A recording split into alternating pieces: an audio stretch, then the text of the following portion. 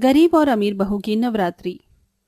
जय अम्बे गौरी मैया जय श्यामा गौरी, तुमको निस दिन सेवत हरि ब्रह्मा शिवरी, ओम जय अम्बे गौरी।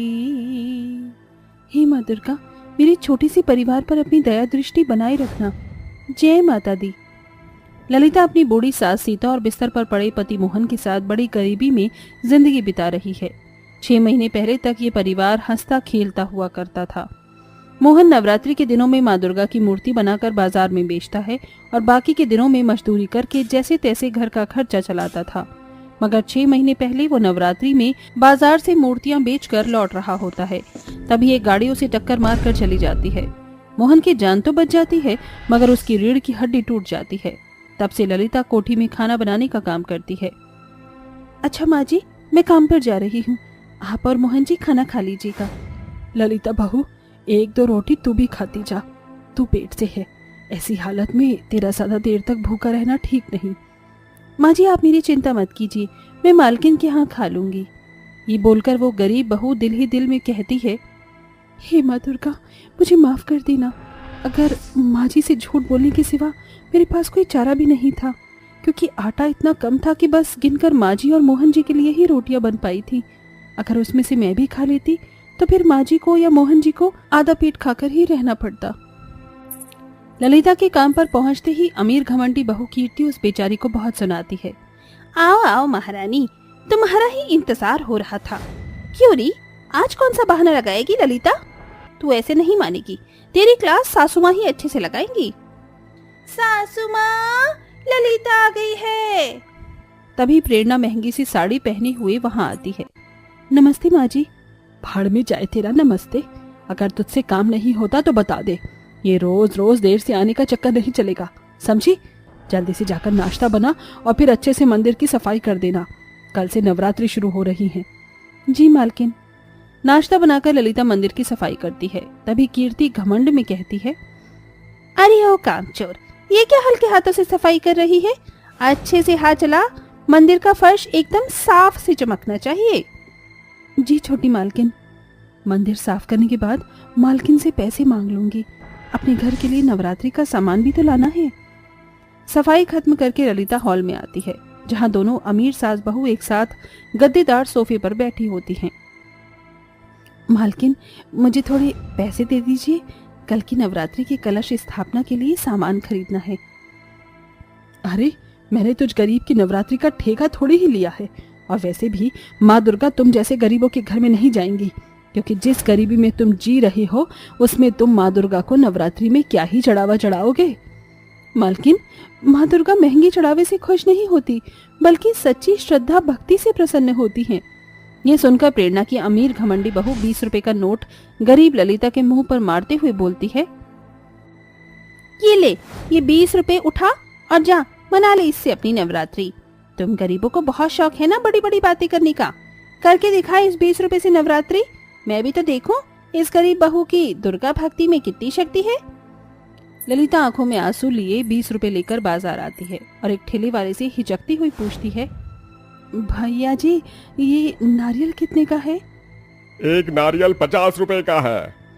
भैया थोड़ा कम लगा लो, मेरे पास बस 20 रुपए हैं। एक ही दाम है बहन जी, रहने दो, ये नारियल खरीदने की तुम्हारी हैसियत नहीं है। बेचारी ललिता उदास मन से बाजार से रोते हुए रास्ते पर चलने लगती है। मैं जानती हूँ माँ दुर्गा, आप अपनी इस गरीब भक्त की परीक्षा ले रही है। अचानक सड़क पर एक गरीब बुढ़िया नवरात्रि का सामान बेचते हुए दिखती है। जय माता दी, आओ बेटी, नवरात्रि का सामान खरीद लो। देखो, नारियल, चुनरी, फूल सब है मेरे पास। मगर अम्मा, मेरे पास आपको देने के लिए बस 20 रुपए हैं। कोई बात नहीं, तुम वही दे देना। नवरात्रि का सारा सामान खरीदकर ललिता खुशी से भरकर माँ दुर्गा का धन्यवाद देती है और घर आ जाती है। बहुत अच्छा हुआ बहू जो तू नवरात्रि का सामान ले आई, वरना मैं तो भूल ही गई थी। मगर माँ दुर्गा की मूर्ति कहाँ है? माँ जी, उसके लिए मेरे पास पैसे नहीं बचे। अगर मैं ठीक होता तो मैं माँ दुर्गा की मूर्ति बना देता, जाने कौन सी गलती की मैंने जो माँ दुर्गा ने मुझे इतनी बड़ी सजा दी। अजी ऐसा मत कहिए, माँ दुर्गा अपने भक्तों की झोली में सिर्फ खुशियाँ देती है, दुख नहीं देती। माँ दुर्गा बहुत दयालु हैं, देखना वो आपको जरूर ठीक करेंगी, मुझे अपनी माँ पर भरोसा है। फिर वो गरीब गर्भवती बहू मिट्टी गूंथ कर उससे माँ दुर्गा की सुंदर सी मूर्ति बनाती है और अगले दिन घर में नवरात्रि की स्थापना करके वो माँ को चीनी का भोग लगाकर आंसू भरी आंखों से कहती है, माफ करना माँ, मगर आपकी इस गरीब भक्त के पास इतने पैसे नहीं कि वो आपको पंचमेवी का भोग लगाए। जो है यही है। पूजा के बाद ललिता नवरात्रि का निर्जला व्रत कर काम पर आती है। आ गई तू, चल जल्दी से मंदिर में लाइट्स लगा दे और मूर्ति का श्रृंगार कर दे, फिर पंचमेवी का प्रसाद बना देना और मैं सासू माँ तैयार होकर आते हैं। गरीब ललिता भजन गाकर बड़ी ही खुशी से माँ का श्रृंगार करती है। वहीं अमीर बहू कीर्ति महंगी सी साड़ी गहने पहनकर मेकअप करके मंदिर में आती है। मालकिन प्रसाद बना दिया है, भोग लगा दीजिए। कीर्ति नाक चढ़ाते हुए कहती है, ये प्रसाद कितना चिपचिपा सा है, कहीं इससे मेरी महंगी साड़ी खराब ना हो जाए। एक काम कर, तू ही भोग लगा दे और जल्दी से जाकर हमारे व्रत का खाना बना दे। रसोई में व्रत वाला कोटू का आटा, चावल, नमक, घी सब रखा है। इस तरह से नवरात्रि के व्रत के नाम पर अमीर सास बहू सब कुछ खाती हैं। वहीं 9 महीने की गर्भवती होकर भी गरीब बहू अटूट श्रद्धा से नवरात्रि का निर्जला व्रत रखती है और इसी तरह से 8 दिन हो जाते हैं। मालकिन मुझे पैसे चाहिए, कल नवरात्रि है, मुझे कंजक खिलाना है। तुझ गरीब को एक बार में बात समझ में नहीं आती क्या? महीना पूरा होने पर ही तुझे हिसाब मिलेगा। काम करना है तो कर, वरना छोड़ कर चली जा। सासू माँ, कल नवरात्रि पर मैं ये महंगी साड़ी और गहने पहनूं? कीर्ति बहू, ये साड़ी तो कल सुबह कंजक खिलाने के समय पहनना और शाम को नवरात्रि का गरबा खेलने जब मेहमान आएंगे तो वो महंगा लहंगा पहनना। लाखों का बनवाया है तेरे लिए। ललिता एक काम कर, मेरी कुछ पुरानी साड़ियाँ रखी हैं तो उसे ले जा, वरना कल भी कंजक खिलाते समय ये फटी चिटी साड़ी ही पहनेगी तू। ऐसा कहकर कीर्ति ललिता के गरीब होने का मजाक बनाती है। ललिता उदास मन से घर की तरफ चल देती है। हे माँ दुर्गा, कितने मन से मैंने आपकी नवरात्रि रखी थी, मगर मेरे पास इतने भी पैसे नहीं कि मैं कल कन्याओं को कंजक खिला सकूं। घर पहुंचते ही ललिता देखती है कि रसोई घर में आटा, सूजी, घी, मेवा, चना सब रखा है। माँ जी, ये सारा सामान कहाँ से आया? बहू, तूने ही तो उन बच्चियों से ये सारा भिजवाया है। ये सुनकर ललिता को समझते देर नहीं लगती कि ये सब माँ दुर्गा का चमत्कार था। वहीं दूसरी तरफ प्रेरणा और कीर्ति के घर में सजावट के दौरान आग लग जाती है और सब कुछ जलकर खाक हो जाता है, सिवाय माँ दुर्गा की मूर्ति के। नवरात्रि की सुबह ललिता हलवा, पूरी और चने का प्रसाद बनाती है और माँ की आरती करती है। हाथ जोड़ के खड़ी हूँ तेरे द्वार, मेरी माँ पूरी कर दे मुराद एक बार। मेरी माँ तेरे कंज के बिठाऊं हर बार, पूरी हलवा खिलाऊं हर बार।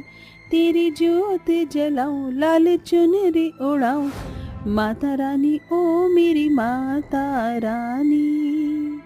इतने में 9 छोटी कन्याएं उस गरीब बहू के दरवाजे पर आकर खड़ी हो जाती हैं। माँ, हम अंदर आ जाए? आपके घर से पूरी हलवे की बहुत स्वादिष्ट खुशबू आ रही थी, इसीलिए हम यहाँ कंजक खाने आई हैं। अच्छा किया, आ जाओ। बहू, मैं इनके पैर धोती हूँ और टीका कलावा बांधती हूँ, तब तक तू प्रसाद की थाली लगा।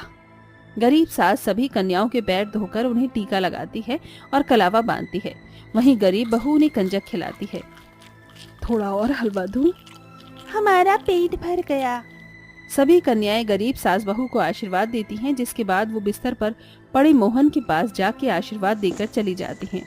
तभी ललिता देखती है कि जहाँ जहाँ उन कन्याओं ने अपने पैर रखे थे उन जगहों पर सोना ही सोना होता है। और तभी मोहन भी बिस्तर से उठ खड़ा होता है। माँ, मैं ठीक हो गया, मैं ठीक हो गया। देखो ललिता, मैं ठीक हो गया। ललिता जमीन पर पड़े कन्याओं के पैरों की छाप पर अपना सर रखकर कहती है, शुक्रिया माँ दुर्गा, जो आज आप अपनी इस गरीब भक्त को दर्शन देने के लिए मेरे घर में आई थी। ये गरीब ललिता की अटूट श्रद्धा भक्ति ही थी, जिसका फल नवरात्रि पर माँ दुर्गा उसे धन धान्य से भर देती हैं। वहीं झूठे दिखावे के चलते माँ दुर्गा अमीर बहू से उसका घर बार सब कुछ छीन लेती हैं। गरीब स्कूल स्टूडेंट के लंबे हाथ। जानवी फटे पुराने कपड़े पहने स्कूल बैग लिए सड़क से पैदल जा रही थी। आज तो बहुत लेट हो गई, मैं किसी से लिफ्ट मांग लेती हूँ। आंटी जी, मुझे आगे तक लिफ्ट दे दीजिए ना। ए, चल हट भिखारी कहीं की। अपना हुलिया देखा है आईने में तूने? रास्ते की भिखारी लग रही है तू। आंटी, आपको लिफ्ट नहीं देना है तो मत दीजिए, पर मेरी गरीबी का इस तरह मजाक तो ना उड़ाइए। मुझसे जुबान लड़ाती है। पता नहीं इस दुनिया में गरीबों के साथ लोग ऐसा बर्ताव क्यों करते हैं। इधर वही महिला अपनी स्कूटी पर उसी गांव की एक स्कूल के बाहर आती है। उस महिला का नाम राशि था। तो ये है मेरा नया स्कूल। अब देखना कैसे मैं अपनी क्लास के नए स्टूडेंट्स को मजा चखाती हूँ। राशि स्कूल के अंदर आती है और 10वीं क्लास में चली जाती है। अंदर क्लास में सभी स्टूडेंट स्कूल का यूनिफॉर्म पहने बेंच पर बैठे थे। स्टूडेंट्स, तो मैं हूँ तुम्हारी नई टीचर राशि। मैं बहुत स्ट्रिक्ट हूँ। मुझे क्लास में जरा भी मस्ती शोरगुल पसंद नहीं है, और अगर किसी ने मेरी बात नहीं मानी तो मैं छड़ी से उसकी खूब पिटाई करूंगी। ये सुनकर सब स्टूडेंट्स घबरा जाते हैं। अरे पायल, ये नई टीचर तो बड़ी खतरनाक लगती है। हाँ यार, पता नहीं, देखते हैं अब ये क्या करती है हमारे साथ। तभी उसी क्लास से बाहर जानवी आती है। तू यहाँ कैसे आई भिखारी? मैं इस क्लास में पढ़ती हूँ। अच्छा, तो तू भिखारी इस क्लास की स्टूडेंट है। मैं इस क्लास की नई टीचर हूँ। तेरा यूनिफॉर्म कहाँ है? टीचर जी, मेरे पास यूनिफॉर्म नहीं है। तुझे स्कूल में यूनिफॉर्म पहनकर आना होगा, और स्कूल में इतना लेट आने पर तुझे सजा मिलेगी। चल हाथ निकाल अपना। माँ। तभी जानवी क्लास में सबसे पीछे जाकर बैठ जाती है।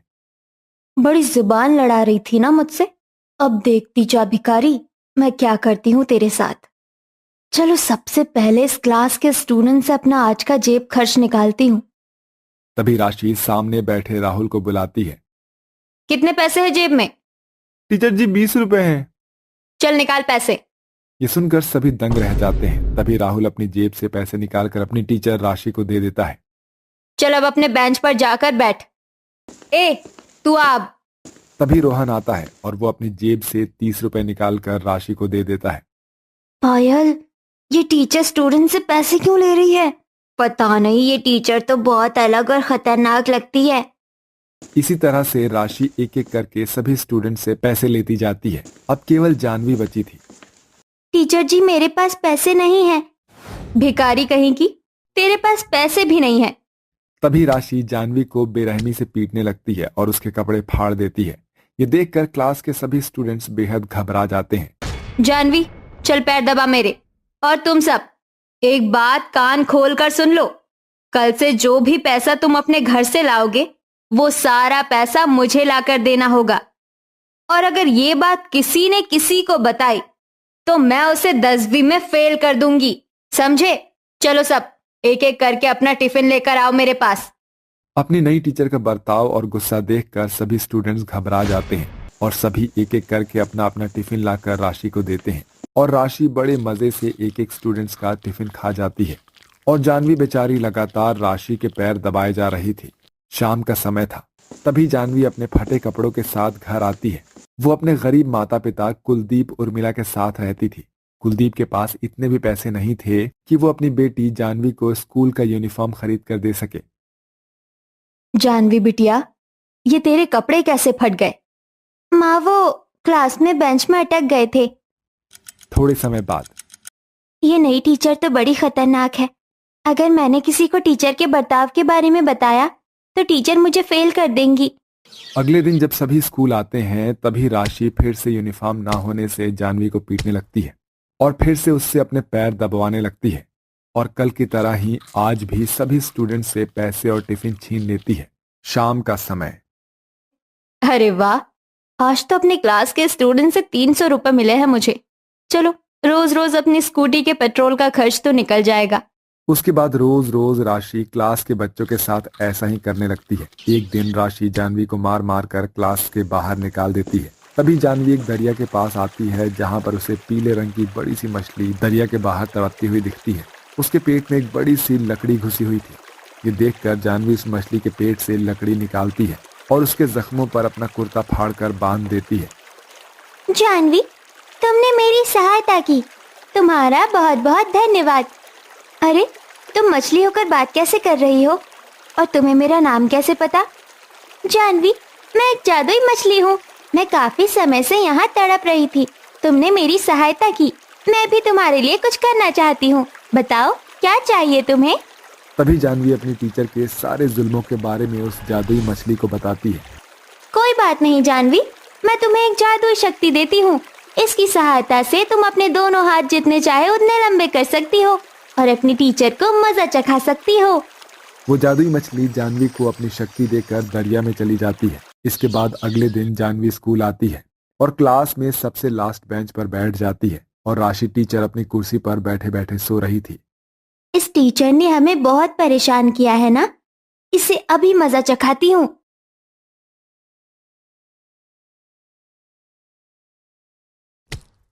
अरे बाप रे, कितनी जोर से मारा रे।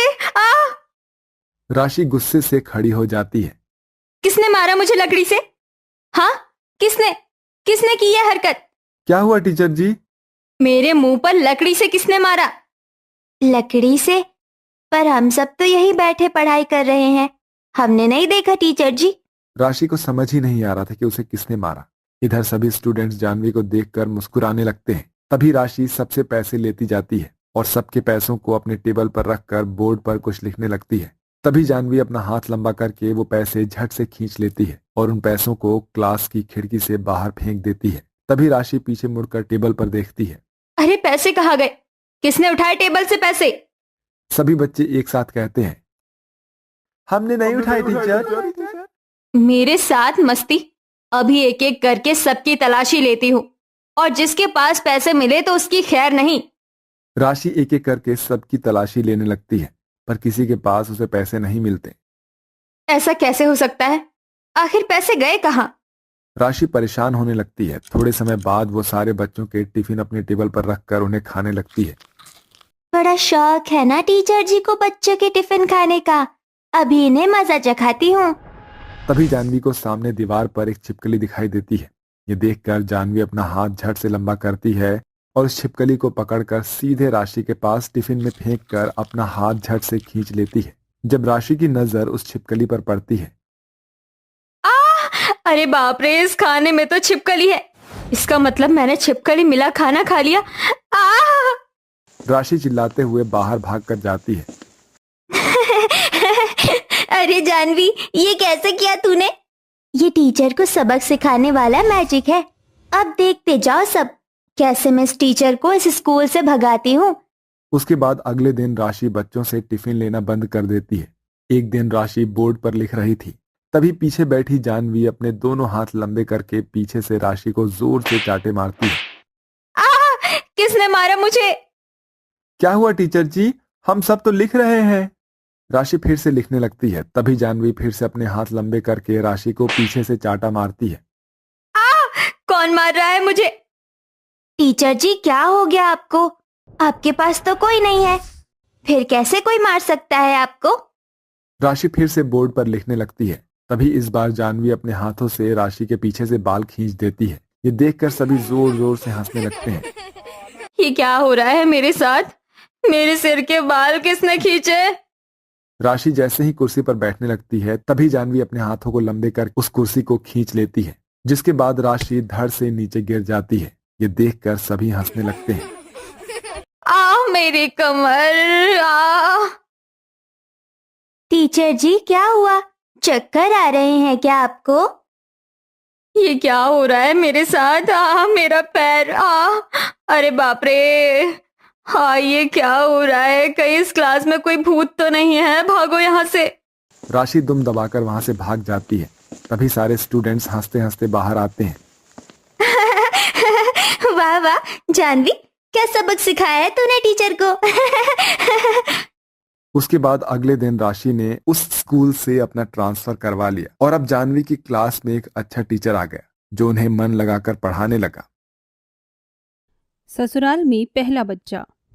देखिए पंडित जी, यश के लिए तो कैसी भी काली पीली लड़की भी चलेगी, मगर मेरा छोटा बेटा रोहन लाखों में एक है, तो उसके लिए गोरी, चिट्टी और सुंदर बहू ही चाहिए मुझे। अरे आप बेफिक्र रहिए सुमित्रा बहन जी, आपके बड़े बेटे यश के लिए जैसी बहू आपको चाहिए वैसी एक लड़की है मेरी नजर में। ये रही उसकी फोटो, बड़े ही गरीब घर से है बेचारी।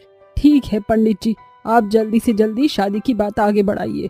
थोड़े ही दिनों में यश की शादी गरीब गीतू से पक्की हो जाती है। वहीं रोहन की शादी पैसे वाली अमीर खानदान की बेटी पायल से तय हो जाती है। और फिर थोड़े ही दिनों में पायल और गीतू शादी करके ससुराल आ जाती हैं, जहां सुमित्रा सबसे पहले अपनी गोरी बहू का गृह प्रवेश कराती है। आजा मेरी प्यारी पायल बहू, अपनी गोरे सुंदर पैरों से इस कलश को गिराकर अंदर आजा। जी मम्मी जी। मम्मी जी, मैं बहुत थक गई हूँ, मैं अपने कमरे में जा रही हूँ। रोहन, मैंने तेरा और पायल बहू का कमरा रेडी कर दिया है, तू पायल को उसके कमरे में ले जा। जी माँ। और तू मेरी काली बहू, तू अब तक दरवाजे पर ही खड़ी है, अंदर आ। मगर माँ जी, आपने तो मेरा गृह प्रवेश किया ही नहीं, मैं भी तो इस घर की बहू हूँ। बस बस, ज्यादा खिटपिट मत कर और अंदर आ जा, वरना खड़ी रहे सारी रात। अपनी सास का ऐसा भेदभाव देखकर गरीब गीतू की आंखें आंसू से भर जाती हैं। फिर वो आंसू पोंछकर अपने पति यश के साथ कमरे में आ जाती, जहां जमीन पर एक चटाई बिछी होती है।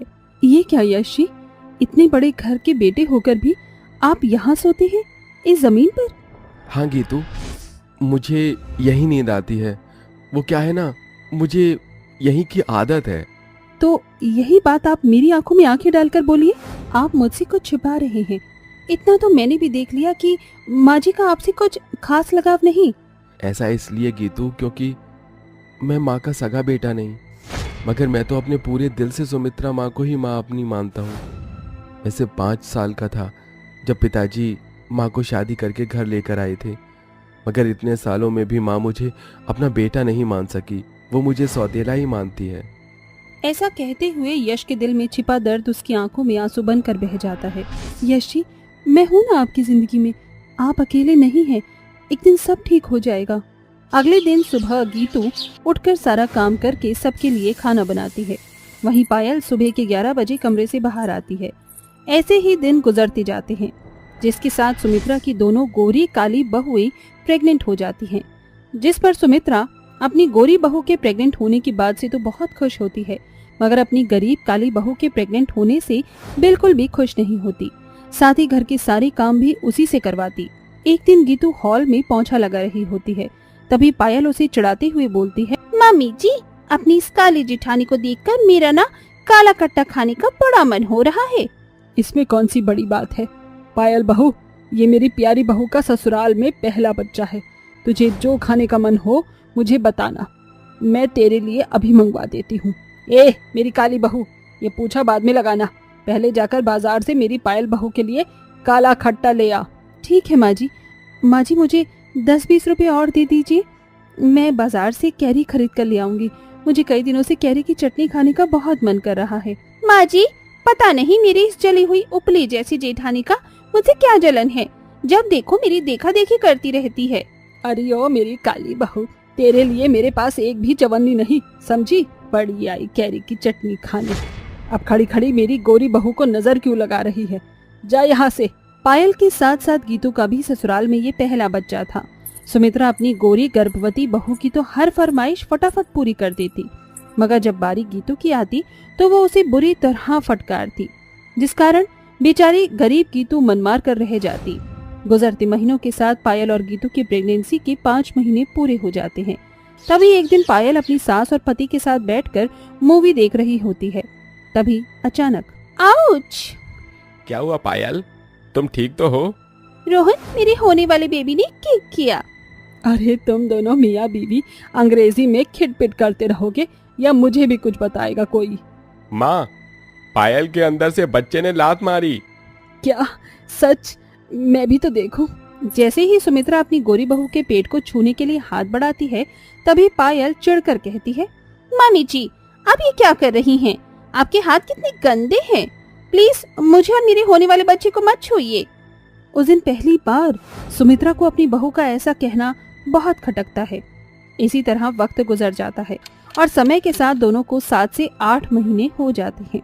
सासू माँ, मुझे ना पिज्जा खाने की बहुत क्रेविंग हो रही है। बस इतनी सी बात।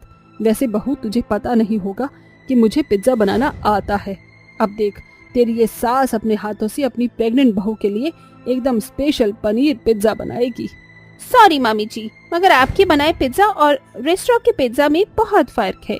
और सच कहूँ तो आप पिज्जा बना तो देंगी, मगर आपके काले हाथों से बना पिज्जा खाने में मुझे घिन आएगी, क्योंकि मुझे काले लोग पसंद नहीं। मैं चाहती हूँ कि मेरा बच्चा रोहन और मेरे जैसा गोरा हो।